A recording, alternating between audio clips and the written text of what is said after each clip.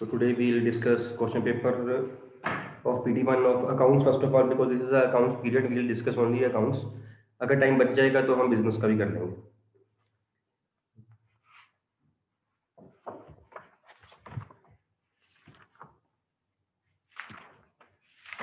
जो मिस्टेक्स मेरे को जो लगी मैं पहले वो डिस्कस करूंगा, उसके बाद जो आपकी प्रॉब्लम्स आई होंगी आप वो बता देना मेरे को. एक क्वेश्चन था, वो काफी बच्चों को कंफ्यूज किया उसने. प्रॉफिट लॉस सस्पेंस वाला 1 मार्क का था. मुझको क्वेश्चन नहीं याद नंबर कौन सा था. यस, अगर आपके पास क्वेश्चन पेपर है, मैं सेट ए की बात कर रहा हूँ. Otherwise same question was there in set B also. Number change हुआ होगा. सेट ए में this was question number 11. A, B and C are partners. C expired on 18th December 2019, and as per the agreement, surviving partners, that is A and B, directed the accountant to prepare financial statements as on 18th December 2019. 18 दिसंबर को C की death हुई है और 18 दिसंबर को उसने A and B जो existing partner surviving partners थे, उन्होंने डायरेक्शंस दिए अकाउंटेंट को कि आप बुक्स ऑफ अकाउंट्स प्रिपेयर कर दीजिए to prepare financial statements as on 18 December 2019. इसको अंडरलाइन करिए इस लाइन को. अगर आपके पास क्वेश्चन पेपर है, underline this. A and B directed the accountant to prepare financial statements as on 18th December 2019, and accordingly the share of profits of C was calculated as rupees 12 lakhs. Which account will be debited to transfer C's share of profits? अगर वो line जो आपने underline की है ना, वो ना लिखी होती, the answer would have been profit and loss suspense account.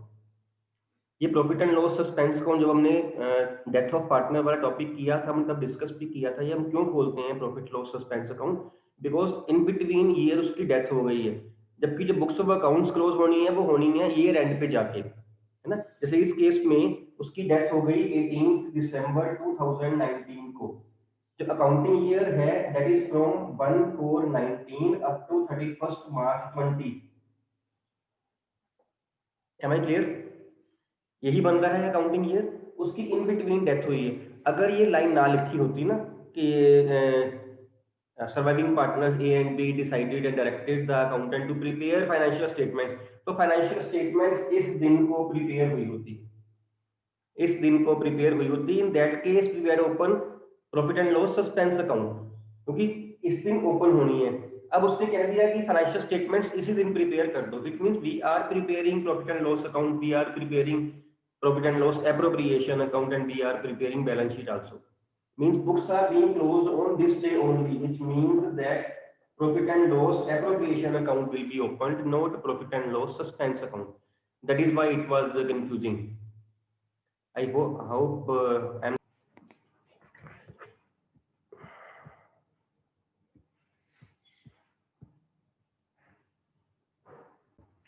So इस केस में because the books of accounts were prepared straightway on the day of death of the partner, इसलिए profit and loss account appropriation account prepare किया जाएगा. अगर उसने वो line जो आपने अंडरलाइन की है वो ना कही होती सपोज वहां पे, तब इसका answer profit and loss suspense account होता, बिकॉज हमने तब बुक्स ऑफ अकाउंट्स जो थी वो 31 मार्च 2020 को प्रिपेयर करनी थी, है ना. आप लोगों ने, आप में से 51 में से आई फील 3-4 बच्चों का ये वाला पॉइंट ठीक है. आई डोंट नो ठीक कैसे है वो, या तो आपको कंसेप्ट पता था या फिर वैसे कई बार एमसीक्यू में हम ऑप्शन छोड़ते हुए और गैस लगा के भी हम कर लेते हैं, है ना. और this was the question paper जो इशू किया है सीबीएसई ने इस साल का सैंपल पेपर. ये वो क्वेश्चन पेपर था, और जो मेरे को लग रहा है 2-3 बच्चों ने बाई चांस पहले किया हुआ था, सैंपल किया हुआ था. जो हंस रहे हैं उन्होंने ही किया हुआ है ना. जो मेरे को दिख रहे हैं बच्चे हंस रहे हैं उन्होंने की, हर्षिता ने किया हुआ था, साफ चल रहा था पता बाई चांस, है ना. गुड. अदरवाइज तैयारी की है हमने, सीबीएसई की साइट पे गए या कहीं से मिला सैंपल पेपर हमने किया, कोई प्रॉब्लम नहीं. दिव्यांशी ने भी किया हुआ था, किया हुआ दिव्यांशी. वसुंधरा ने किया हुआ था, थोड़ा सा देखा था, तो उस हिसाब से मार्क्स, क्वेश्चन देखा था, उस हिसाब से मार्क्स आ गए. हर्षिता ने पूरा सॉल्व किया, उसके मार्क्स अच्छे आ गए. 77 हर्षिता है score out of 80 marks. 76 and half थे आई फील वो 77. हर्षिता ऐसी है 77 मार्क्स हैं आपके अकाउंट्स में out of 80. Yes sir. Vasundhara के भी मार्क्स अच्छे हैं. वसुंधरा नियर 70 हैं, 68 7 समथिंग यहाँ पे कहीं मार्क्स हैं. दिव्यांशी के है ना, यहाँ कहीं है। और कनिका ने भी मेरे को लगता है किया हुआ, एक दो बच्चे और है, मेरे को नाम नहीं याद उनका, उन्होंने भी किया हुआ था। That is also preparation, we can't say कि ये मतलब चीटिंग है, चीटिंग नहीं है, सीबीएस साइट से मैंने लिया, सीबीएस साइट से आपने ले लिया, कोई प्रॉब्लम नहीं है उसमें, ठीक है। वो सिर्फ आइडिया लेने का ये था, कल को ये ना हो कि ये सिलेबस में नहीं है, ये करवाया नहीं है। चलो करवाया सारा कुछ ही था, ज़्यादा करवाया हुआ था, करवाने की तो प्रॉब्लम नहीं थी, कोई डिफिकल्टी लेवल का फर्क ना पड़ जाए, because the year of corona is there, तो आई वाज प्लेइंग सेफ, तो मैंने वो सीबीएसई का ही सैंपल डाल दिया, ठीक। तो जिन्होंने किया तो उनके लिए अच्छा हो गया। देन है आपका एक और पॉइंट है,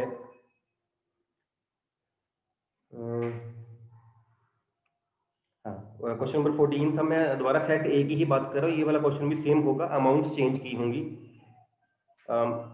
एनपीओ का था स्पोर्ट्स मटेरियल कंज्यूम्ड वाला, उसमें आपने स्पोर्ट्स मटेरियल कंजम्पशन की जो वैल्यू थी वो निकालनी थी, और उसका फार्मूला आपको याद होगा।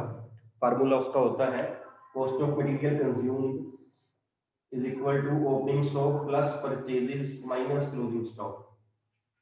और परचेज निकालने का फार्मूला भी आपको पता है, payments plus closing creditors plus opening advance to creditors minus opening creditors then closing advance to creditors, ये वाला फार्मूला उसका होता है। और अगर कोई सेल हो, जो यहाँ मिस्टेक हुई है हमसे, अगर कोई सेल हो तो उसको हम माइनस करते होते हैं, but the point is value कौन सी माइनस करते हैं। माइनस तो हम सेल कर देते हैं, सेल की दो वैल्यूज दी होती हैं, एक दी होती है आपको बुक वैल्यू, एक दिया होता है सेल प्राइस। जैसे इस केस में जो बुक वैल्यू थी वो 35,000 थी, और जो सेल प्राइस था वो 15,000 था। तो हमने कौन सा माइनस करना है, हमने बुक वैल्यू माइनस करनी होती है, हमने सेल प्राइस भी माइनस करना होता है। हमने सेल प्राइस नहीं, सेल प्राइस तो वो है जितना हमें कैश मिला, सामान हमारा कितने का था, वो 35,000 का था। चाहे यहाँ प्रॉफिट भी होता उसको भी हम कंसीडर नहीं करते। अगर सपोज बुक वैल्यू 35 वाला स्टॉक जो था हमने वो 40 पे सेल कर देते या 45 पे सेल कर देते, उस केस में भी हम 35,000 ही जो है वो उसको माइनस करते। अगर कोई कैश परचेज हो तो वो हम प्लस कर देते हैं उसको, वहां पे तो प्राइस ही एक होता है, कैश परचेज का तो प्राइस ही एक रहेगा। जब हम यहाँ पे परचेज डालेंगे, जब हम परचेजेस निकालते हैं ना, payments plus minus creditors advance to creditors करके, वो हमारी क्रेडिट परचेजेस निकलती हैं एक्चुअली में। एक्चुअल में ये होता है, कई बच्चों ने क्या किया, क्रेडिट परचेज नहीं निकाली, यहाँ पे कैश परचेज है ना, कईयों ने क्या किया, क्रेडिट परचेज नहीं निकाल ली, यहाँ परचेज निकाल ली, इसी वैल्यू में प्लस कैश परचेज कर ली। आंसर आ रहा है, इससे भी आ जाएगा। अल्टीमेटली क्या होगा, अगर हम यहाँ क्रेडिट परचेज निकालेंगे तो टोटल परचेज यहाँ जब हम ऐड करेंगे तो हम क्रेडिट प्लस कैश दोनों ऐड करेंगे, है ना। यहाँ पे क्रेडिट निकलनी है, उसने बच्चे ने यहाँ ऐड कर दिया, मैंने मार्क्स नहीं काटे, लेकिन थोड़ा लॉजिकली अगर सोचा जाए ना, तो यहाँ जो है वो सिर्फ क्रेडिट परचेजेस फाइंड की जाए, कैश परचेज यहाँ ऐड ना की जाए, यहाँ पे ऐड की जाए। जब हम opening stock plus both purchases, उसको हम लिखें परचेजेस, हम ब्रैकेट में लिखें cash purchase plus credit purchase, फिर हम करें, थोड़ा सा लॉजिकल सा हो जाएगा, बिकॉज जो हम अकाउंट बनाते हैं उसमें से क्रेडिट परचेज निकलती है, कैश परचेज भी निकलती है। ये जो क्रेडिट परचेज निकालने के लिए एक मेथड और है, bye preparing creditors account, total creditors account. हमने 11th में सिंगल एंट्री सिस्टम, आपको चैप्टर याद होगा, वहां हमने किया भी था, वहां से क्रेडिट परचेज निकलती है। और अकाउंट बनाना जो है that is far more difficult than applying this formula, है ना। फार्मूले से हम शॉर्ट जो है, शॉर्टकट से हम वो वैल्यू जो है वो निकाल सकते हैं। तो ये उसका सब्स्टिट्यूट है, उसका अल्टरनेटिव है क्रेडिट परचेज निकालने के लिए अकाउंट का, यहाँ पे मत ऐड करना, लॉजिकल सा नहीं लगता, मतलब ये ना हो कि आधा का मार्क कहीं वो काट ही ले, ये ना हो जाए, है ना। अगर नहीं भी काटेगा, जैसे हम पहले भी बात करते होते हैं, अगर एग्जामिनर यहाँ मार्क्स नहीं काटता है ना, लेकिन उसको चल जाता है पता, कहीं ना कहीं लैक ऑफ नॉलेज है आप में, आप अपना स्टैंडर्ड सा सेट कर देते हो कि ये पॉइंट ना मेरे को पता नहीं है, मतलब मेरा आंसर निकाल दिया, आंसर तो ऐसे भी निकल ही जाएगा। हमने वो चीज नहीं दिखानी है, हमने आंसर भी निकालने हैं, हमने अपनी नॉलेज भी दिखानी कि ये पॉइंट मेरे को पता है। मेरा जो टारगेट है सिर्फ आंसर निकालने का नहीं है, अपनी नॉलेज को दिखाने का भी तो है कि मेरे को ये वाला पॉइंट पता है। तो यहाँ पे हम सिर्फ क्रेडिट परचेज निकालेंगे, because this formula is an alternative to the preparation of total creditors account. और जो कैश परचेज है उसको हम यहाँ पे ऐड करेंगे, when we will find cost of material consumed, opening stock plus both purchases minus closing stock, ठीक। एक ये वाला था। एक आपका पॉइंट था क्वेश्चन नंबर 16 में जो 4 मार्कर था उसमें था जिसमें आपको ब्लैंक्स फिल करनी थी, आपको एंट्रीज दी हुई थी शेयर कैपिटल वाली, वहां पे फिल करनी थी। वहां पे वैसे तो इतनी प्रॉब्लम नहीं थी, बट पता नहीं क्यों इतनी ज्यादा प्रॉब्लम आ गई। आप लोगों ने सिर्फ कैलकुलेट करने से नंबर ऑफ शेयर नरेशन में अगर आप मेंशन करके देखो तो वहां से आपको हेल्प मिलनी थी। अगर आपके पास क्वेश्चन पेपर है, फर्स्ट क्वेश्चन, फर्स्ट एंट्री, उसने कहा इंक्लूडिंग प्रीमियम ऑफ ₹2 पर शेयर, यहां से आपको हिंट मिल रहा था नंबर ऑफ शेयर्स का, इंक्लूडिंग प्रीमियम ऑफ ₹2 पर शेयर। तो सिक्योरिटी प्रीमियम की वैल्यू आपको दी हुई है ₹1000, उससे जो है आपके नंबर ऑफ शेयर्स 500 बन रहे हैं और 500 से आपका जो क्वेश्चन था वो स्टार्ट हो रहा था। Am I audible? Am audible? तो टू रुपीज के प्रीमियम से आपका जो क्वेश्चन था वो ₹1000 जो दिए हुए हैं आपको सिक्योरिटी प्रीमियम रिजर्व के, वहां से आपका 500 शेयर निकल रहे हैं। जब आपने नंबर ऑफ शेयर्स निकाल लिए उसके बाद आपका कुछ नहीं बचता, शुरू आपका यहाँ से होना था, क्योंकि हमें एंट्री पास करने के लिए पहले नंबर ऑफ शेयर्स चाहिए थे, वो यहाँ से हमें हिंट मिल रहा है रेशन से। और उसके बाद जो ब्लैंक थी, being 500 shares forfeited for non payment of rupees dash पर शेयर, नॉन पेमेंट की आपको कॉल इन एरियर्स की अमाउंट दी हुई 3500 की, इट मीन ₹7 पर शेयर। तो जो ब्लैंक्स थी आपकी एंट्रीज की अमाउंट में भी थी और नरेशन में भी थी, आप लोगों ने वो करनी थी, है ना। यहाँ पे थोड़ी सी आपको प्रॉब्लम आई। और बाकी जो था आपका, देखो सारा सारा तो हम पेपर राइट नाउ ऐसे डिस्कस एक पीरियड में नहीं कर पाएंगे, जहां जहां मेरे को लगा वहां वहां मैं बता रहा हूँ आपको। बाकी आपकी जो मिस्टेक्स हैं या जो आपकी प्रॉब्लम्स हैं वो सबकी अलग अलग रहेगी। एक पार्ट बी में पॉइंट है सम नंबर 25 में, which is the following is not a part of finance cost, not a part of finance cost. एक इसमें ऑप्शंस दी हुई थी, बैंक चार्जेस, एक था इंटरेस्ट पेड ऑन डिबेंचर्स, एक था interest paid on public deposits, और एक था loss on issue of debentures. इसका answer bank charges. Finance cost वो होती है जब हम लोन वगैरह कोई लेते हैं, कोई फाइनेंस इशू करते हैं और पैसा जो है वो रेज करते हैं हम, वो रेज करते वक्त जो पैसा जो है हम वो जो कोई लॉस हो जाए या कोई इसका इंटरेस्ट पे करें हम, ये वो होती है फाइनेंस कॉस्ट। जबकि बैंक चार्जेस जो होते हैं यहाँ से हम पैसा नहीं रेज कर रहे। बैंक चार्जेस तो वो है, सपोज बैंक ने हमें एटीएम कार्ड इशू किया, उसके चार्जेस ले लिए, वो बैंक चार्जेस हो गए। बैंक ने हमारा बिल डिस्काउंट कर किया, उसमें जो चार्जेस थे वो आपके बैंक चार्जेस हो गए। या कोई भी बैंक हमें किसी भी तरह का जो है वो कोई बैंक ने ड्राफ्ट इशू किया, सपोज ड्राफ्ट इशू करने के चार्जेस ले लिए, वो पैसे नहीं थे, कोई फंड नहीं हम वहां पे रेज कर रहे हैं। यहाँ पे हम कोई ना कोई फंड रेज कर रहे हैं, इसलिए फाइनेंस कॉस्ट है। तो बैंक चार्जेस जो है वो यहाँ पे बिल्कुल नहीं आएगा। देन है proposed dividend is a dash liability, it is a dash liability, it is a contingent liability। कोई इसको इंटरनल लाइबिलिटी लिख रहा है, कोई इसको एक्सटर्नल लाइबिलिटी लिख रहा है। प्रपोज डिविडेंड अगर आपने नोट किया हो कैश फ्लो स्टेटमेंट चैप्टर में, वैसे हमने बहुत डिस्कस भी किया इस पॉइंट को, it is always shown as contingent liabilities under the head contingent liabilities and commitments, sub head contingent liability means fine outside the balance sheet because contingent liabilities are never shown in the balance sheet। और ये क्यों होता है ऐसे? because the dividend has been proposed yet, it has not been declared, है ना। से 31 मार्च 2020 का डिविडेंड जो है वो कंपनी ने प्रपोज कर दिया, प्रपोज किया है कि हम इतना देना चाह रहे हैं, हम दे नहीं रहे हैं। that will be finalized when company will have annual general meeting, say in the month of June, example लेते हैं 3 महीने के बाद। तो on 31st of March 2020 when the books of accounts were prepared, it was contingent liability। हो भी सकती है, नहीं भी हो सकती है, होगी कि नहीं होगी ये भी नहीं पता, कितनी होगी ये भी नहीं पता। सपोज हमने कह दिया, कंपनी ने डिक्लेयर कर दिया कि हम आपको 10% डिविडेंड देंगे, क्या पता जनरल मीटिंग में माने ही ना शेयर होल्डर, बोले कि नहीं देना डिविडेंड, या देना ज्यादा दो या कम दो, कुछ भी हो सकता है ना। ना तो उसकी अमाउंट पे कोई क्लैरिटी है, ना ही उसके होने पे कोई क्लैरिटी है, it means it is a contingent liability. अगर उसको अप्रूव कर देंगे तो जो प्रपोज्ड डिविडेंड है वो फाइनल डिविडेंड बन जाएगा, अगर नहीं करेंगे तो वो नहीं बनेगा, which means it is a contingent liability. और वैसे भी ये बाहर ही दिया होता है, हमेशा हमने कैश फ्लो में डिस्कस भी किया था। तो ये कॉन्टिजेंट लायबिलिटी, यहाँ भी आपको प्रॉब्लम आई।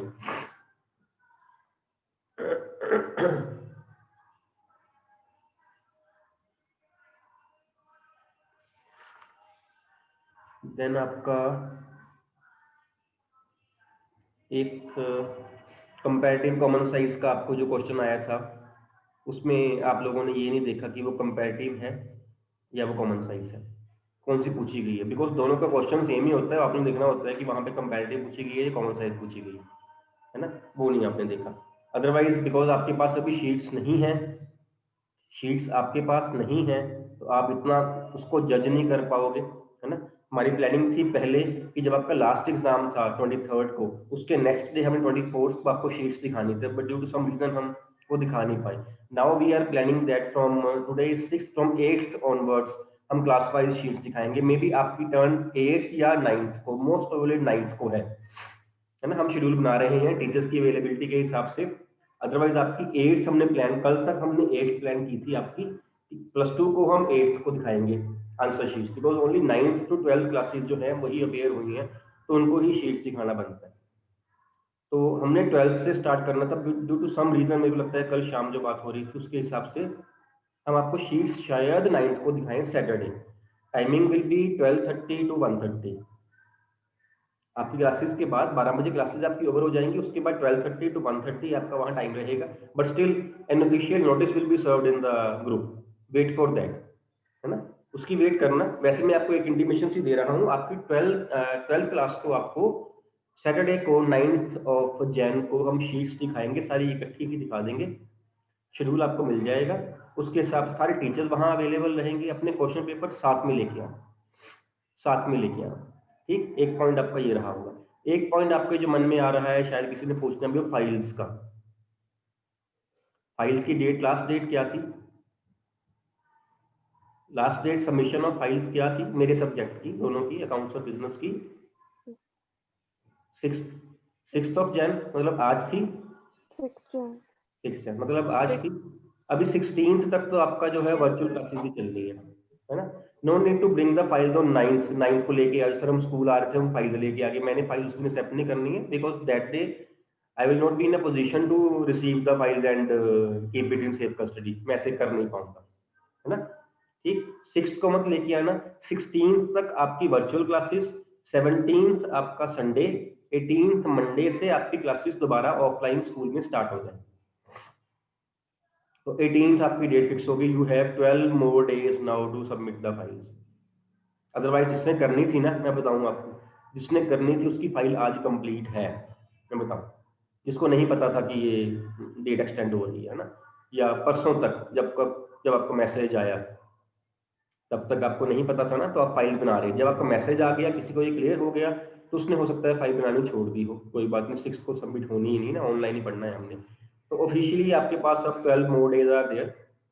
18th को आप फाइल सबमिट करोगे, दोनों फाइल्स मेरी कंप्लीट इन ऑल एस्पेक्ट्स, है ना, सारा कुछ बताया हुआ है आपको, कंप्लीट इन ऑल एस्पेक्ट्स।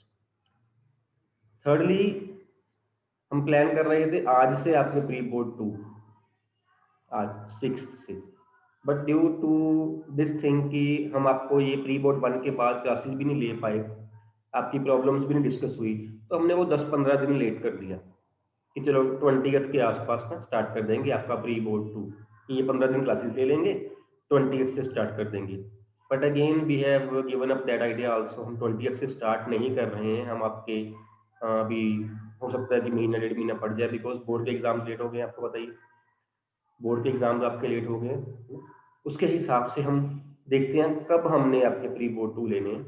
वो हम डेट ऑलमोस्ट हमारी फाइनल ही है, बट ऑफिशियली आपको फिर भी एक डेट शीट आई जाएगी, उसकी डेट फरवरी के मंथ में होनी चाहिए। आई फील फरवरी एंड है या कैसे है, मेरे को याद नहीं डेट कौन सी है, फरवरी मिड हो सकता है। मतलब आप ये मान के चलिए कि महीना सवा महीना आपके पास क्लासेस का फिर पड़ा हुआ, ये ऐसा गोल्डन पीरियड है ना ये वाला, जब भी आपको मिला है, आप मतलब आप एक्सपेक्ट नहीं कर सकते हो कितना आप इसका बेनिफिट ले सकते हो इस चीज का, इस वाले टाइम का जो अभी ये मिला है आपको 1-1.5 महीना।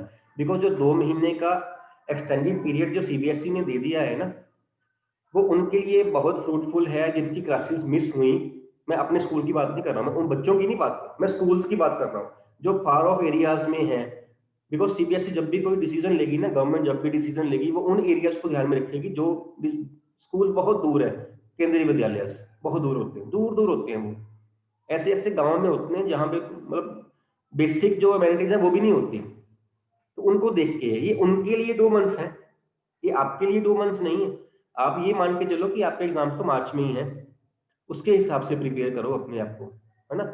अगर आप ये मान रहे हो कि मई में होने हैं तो फायदा कोई नहीं होगा अभी के आप 2 महीने वेस्ट कर दोगे, बाद में करोगे। तो जो क्लासेस लगनी है अभी महीना सवा महीना क्लासेस जो लगेंगी आपकी रेगुलर ऑनलाइन क्लासेस या ऑफलाइन जो बाद में स्कूल में, उनको मिस मत करना, उनको एज इट इज जैसे आपने पहले लगाई है क्लासेस सारा साल ऐसे ही लगाते हैं, ठीक है।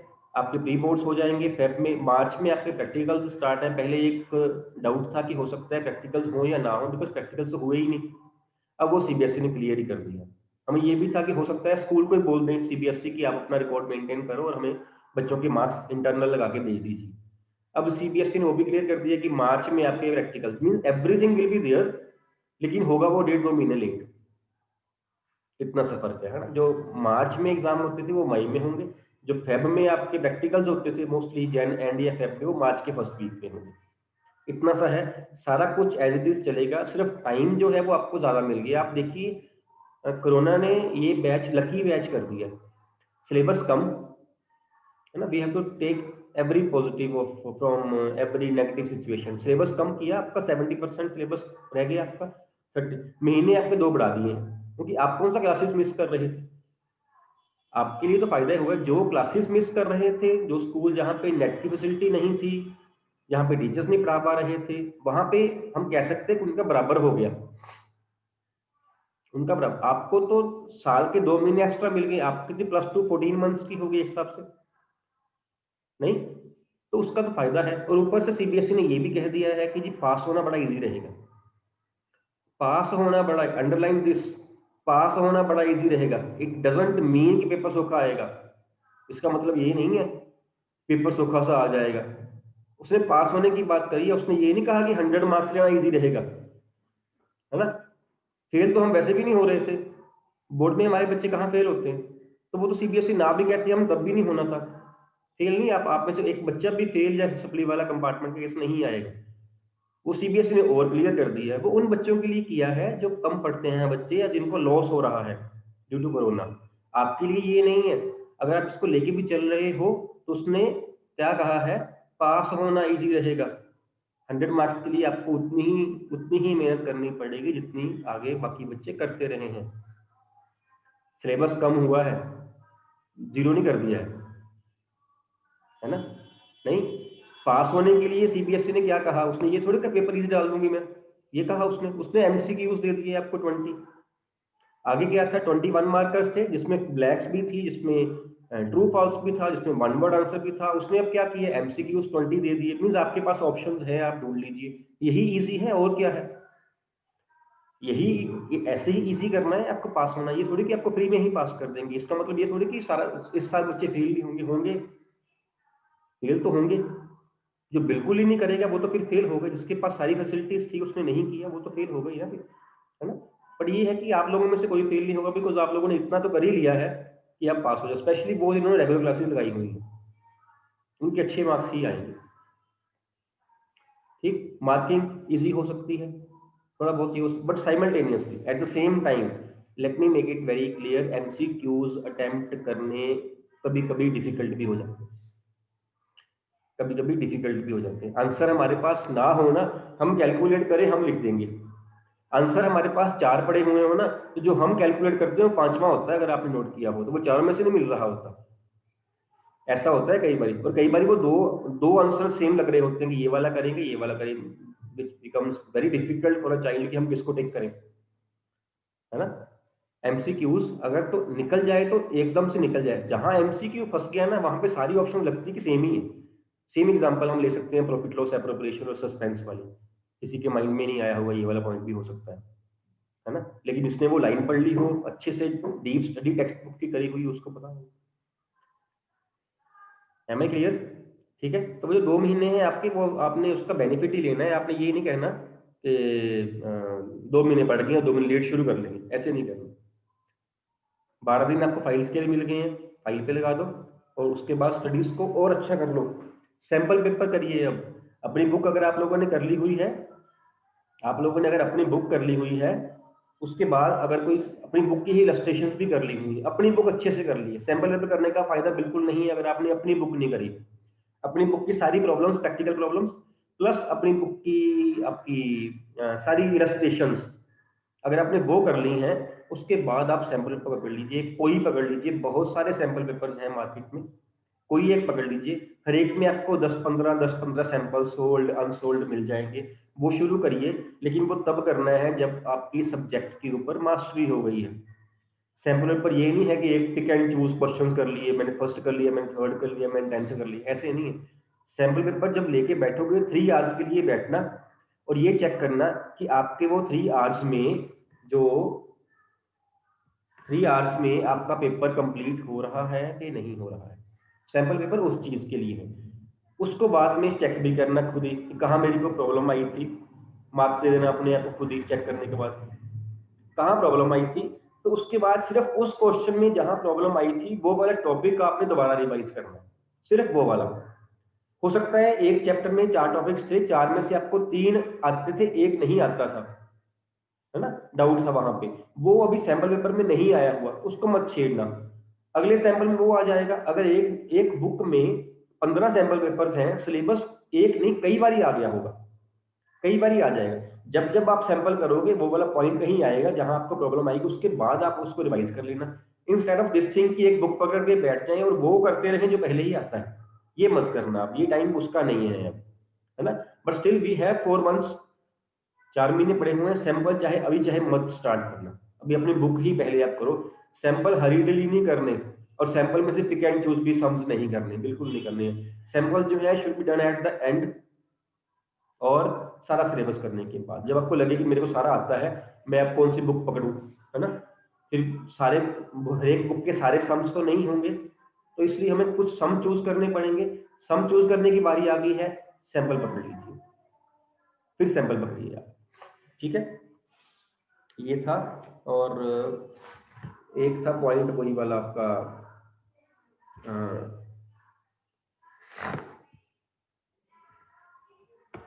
कैश फ्लो स्टेटमेंट का जो पॉइंट था, डिवेंचर्स वर रिडीम्ड ऑन 31 मार्च 2020, यहाँ आपको डेट ऑफ रिडेम्पशन दी हुई थी। यही पॉइंट तब भी ऐसे ही होता अगर आपको ये डेट चाहे ना भी दी होती, बिकॉज एट द एंड वाली डेट दी हुई है रिडेम्पशन वाली, तो हम जो इंटरेस्ट था वो बिगिनिंग वाली पे निकालना था। ये ना भी कहा होता हम तब भी बिगिनिंग वाली पे ही निकालते, है ना। लेकिन जब डेट दी गई हो तब तो स्पेसिफिकली हमें इंटरेस्ट उस हिसाब से कैलकुलेट करना ही पड़ेगा। अगर यही कहा होता 31 मार्च 19 को रिडीम कर दिए, सपोज 1 अप्रैल को रिडीम कर दिए ओपनिंग में ही, तो हम जो इंटरेस्ट था वो क्लोजिंग पे निकालते, क्योंकि हमने वो पैसा ही नहीं यूज किया। ऐसे होता। अगर कहीं इन बिटवीन होता तो हम नंबर ऑफ मंथ्स के हिसाब से ओपनिंग पे अलग नंबर ऑफ मंथ्स का निकालते, क्लोजिंग पे हम अलग नंबर ऑफ मंथ्स का निकाल के ऐड करके ट्रीटमेंट करते, जिसकी ट्रीटमेंट है ए प्लस और सी माइनस, इंटरेस्ट ऑन डिबेंचर्स की ए प्लस और सी माइनस। ये मेरे को प्रॉब्लम्स लगी आपको जो आई हैं, एंड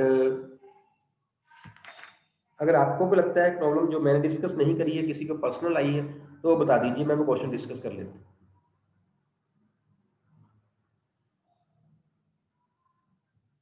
हाँ जी वसुंधरा बोलिए। का 20th क्वेश्चन 20 क्वेश्चन 2 पार्ट्स थे बेटा। सेट ए की ही बात कर रहे हो आप? सेट ए है आपके पास कि बी है? यस सर, ए पार्ट इसका ए ए। के first part, first part Vasundhara yes sir, क्या यस प्रॉब्लम सर। है? सर बुक वैल्यू लेंगे कि एग्रीड वैल्यू लेंगे? बुक वैल्यू लेंगे कि एग्रीड? अच्छा एसेट्स का, एसेट्स का एग्रीड प्राइस बच्चे, एग्रीड प्राइस 20th है ना। पर सर जब हम बुक्स ऑफ अकाउंट करते हैं तो बुक वैल्यू नहीं लेते। नहीं बेटे, उसने जितने की एसेट टेक ओवर की है, उसने आपको जो शेयर्स वगैरह डिबेंचर्स वगैरह देने हैं, जितने की टेकन ओवर प्राइस है उस पर देने हैं, जो आज वैल्यू कर रहे हैं। बुक वैल्यू हम प्लस माइनस के लेते होते हैं। सपोज अगर कहा वहां पे, जैसे यहाँ बिल्डिंग 20 लाख की दी हुई है, वो कहे बिल्डिंग 25 लाख की पड़ी हुई थी, उस अब हमारे पास कितने की बिल्डिंग है, तो अब 20 लाख की गई, अब 5 लाख की है। बुक वैल्यू में से बुक वैल्यू माइनस करनी है। जब आपको वो चीज कोई दे रहा है तो सेल प्राइस या एग्रीड वैल्यू जो है वो कंसिडर की जाएगी, एग्रीड वैल्यू लेनी है। ठीक है कनिका, हाँ जी सर। बोलो बच्चे। सर सेट बी का 22 क्वेश्चन। क्वेश्चन ही उल्टा होगा बेटा, आप बताना कौन सा है। 22 X Limited has offered 50,000 equity shares of ₹100. हाँ शेयर कैपिटल Yes वाला है। sir. इसमें क्या प्रॉब्लम है? सर जो the balance in the call in arrears वाली पॉइंट है। The balance in calling area account at time of allotment and first call was rupees 1 lakh and 150 respectively, ये वाला पॉइंट। Yes sir. तो आपको calling area दे दी गई है, Yes. सीधी आपने difference जो है वो आपने रिसीव्ड अमाउंट निकाल लेना है। कितना यहाँ पे ड्यू हो रहा था, यहाँ पे अलॉटमेंट पे ड्यू हो रहा है 20 लाख रुपीस। आपके पास पेपर है ना, question paper Kanika? Yes sir. Question paper है। उसने कहा एप्लीकेशन Yes sir. अमाउंट है received that is rupees 35 lakh. 35 lakh को जब हमने एडजस्ट किया, 25 लाख के शेयर्स थे हमारे जो एप्लीकेशन पे एडजस्ट हो गए। 10 लाख रुपीस हमने जो था वो एडजस्ट किया अलॉटमेंट पे, received in advance for the step of allotment, 10 lakh rupees था। ठीक हो गया। पहली एंट्री बन रही है आपकी bank debit to share application account,